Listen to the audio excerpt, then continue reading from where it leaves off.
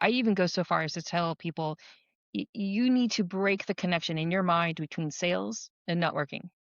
They're different things. So networking is about creating um, meaningful relationships. Sales is a very specific type of transaction. So if you approach it just like, hey, I'm here to learn something new, I'm here to support someone who's speaking at this event or being recognized, or I'm here to hang out with my colleagues and this other former colleague who now works at a different firm, those are non sales reasons to be there. And there are so many good reasons to show up, like community, information, intel, inspiration, all kinds of amazing things that make showing up really, really important.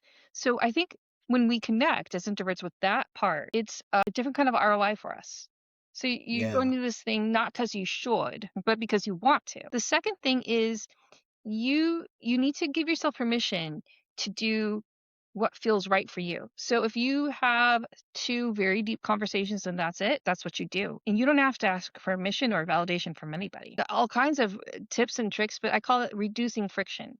So if you were to Yeah. take all the opportunities you could to reduce friction around this effort, you could come up with some great ideas, checklists, email templates for follow up, make it easy. Like if you can come up with a system in any other area of your life, you can come up with a system. So reduce the friction. And then the last part I always tell people is about like come up with your own metrics and ROI measurement because you're going to want to understand. Most of us are nerds, in the technical professions and in those in professional services. So can you come up with some data for yourself? Like, was this worth my time? Was I Yeah. learning anything new?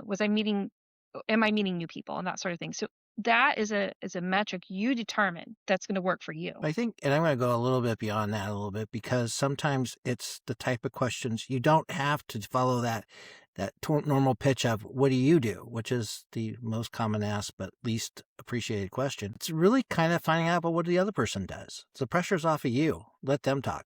I think we talked about this last time is my favorite trick Yeah. is ask more questions. Like if Yeah. you talk 10% and they talk 90%, that is perfectly okay. You're just the listening post. And I think that's very important because that takes pressure off. Things that take pressure So off. much pressure off. There's no performance here. It's just showing up, Yeah. being yourself, and kind of navigating your way through this environment.